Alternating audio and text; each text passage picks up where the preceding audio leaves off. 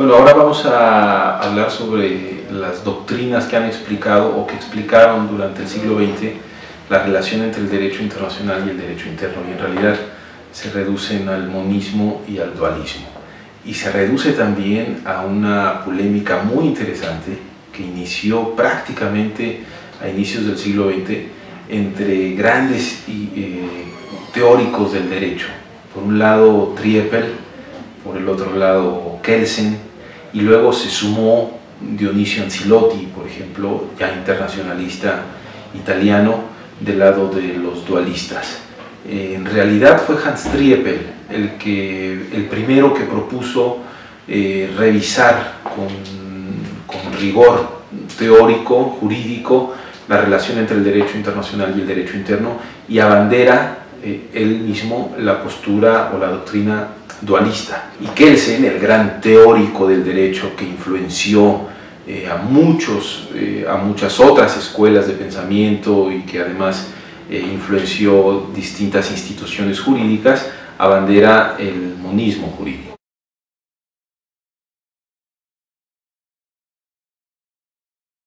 Formas teóricas como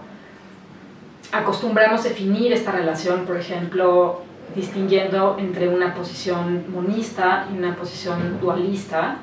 pues en realidad son solo eso, unas posiciones teóricas que posiblemente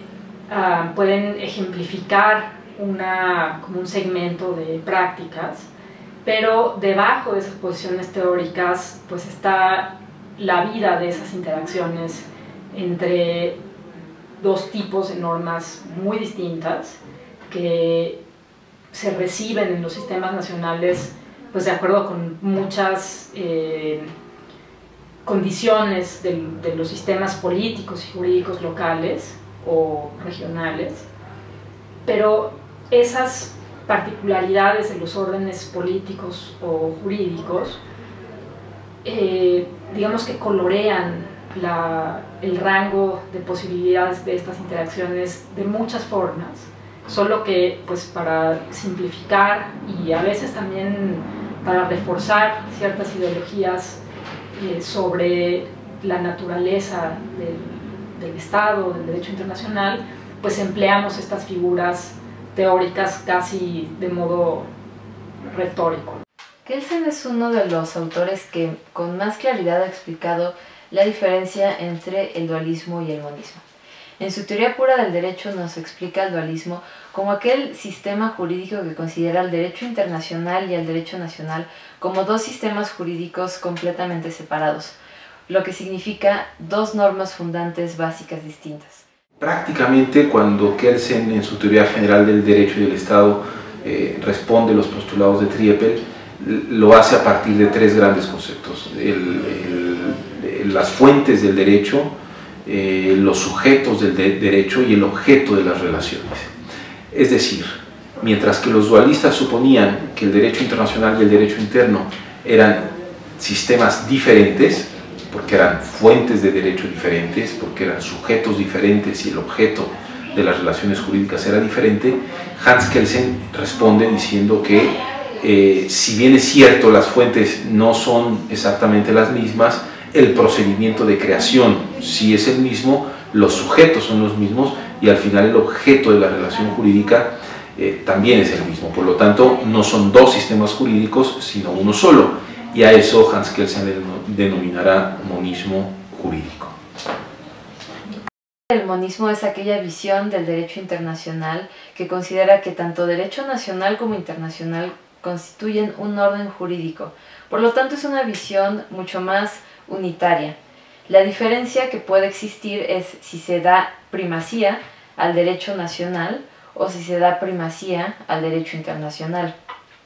Kelsen describe a los sistemas monistas que le dan primacía al derecho nacional como sistemas más que nada egocéntricos, solipsistas, incluso imperialistas, porque son sistemas que solo aceptan el derecho internacional cuando lo deciden que así sea. Su norma fundante básica y la base de su soberanía está en el derecho nacional y no en el derecho internacional. Por otra parte, cuando se le da primacía al derecho internacional, La norma fundante básica también es del derecho internacional y no del derecho nacional. Por esta razón, Kelsen describe que constituyen sistemas jurídicos que van inclinados hacia el pacifismo. El monismo kelseniano, además, se puede dividir entre monismo nacionalista y monismo internacionalista. Claro, porque si las normas jurídicas, tanto las internacionales como las nacionales, forman parte de un solo sistema jurídico, pueden generar conflictos de aplicación, es decir, pueden existir incluso contradicción entre ellas. Por lo tanto, Kelsen afirma que si la norma nacional prevalece, particularmente la Constitución, ese monismo será un monismo nacionalista. En cambio, si lo que prevalece es el derecho internacional, un tratado internacional, entonces prevalecerá la norma internacional y será un monismo internacionalista. Al otro lado del espectro tenemos las descripciones dualistas de estas relaciones, en donde se insiste que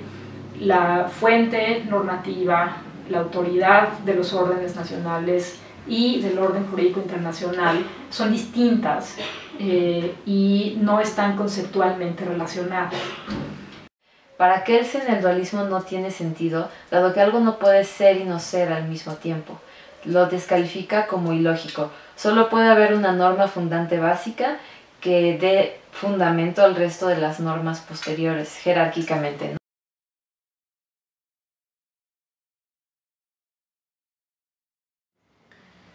Quiero recordar la frase de Armin von Bogdandy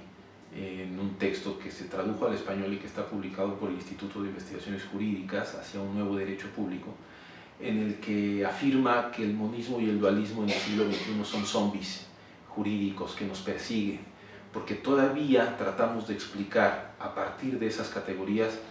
los fenómenos en el siglo XXI, y no es posible.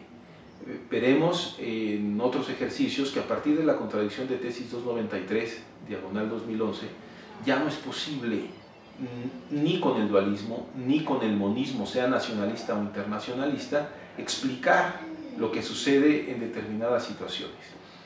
Por lo tanto, tendríamos que abrir, y este es el gran reto de los juristas en el siglo XXI, abrir no solamente nuevas líneas de investigación, sino aportar categorías que sean epistemológicas, que sean capaces de explicar la relación entre el derecho internacional y el derecho interno. Es cierto que el Instituto Max Planck de Derecho Internacional en Heidelberg ha sido quizá el que con mayor fuerza ha desarrollado el Ius Constitutionale Comune, que justamente trata, entre algunas otras cosas, de explicar cómo se diluyó la frontera entre el derecho nacional y el derecho internacional, y aporta nuevas herramientas jurídicas principalmente para entender los nuevos fenómenos del siglo XXI.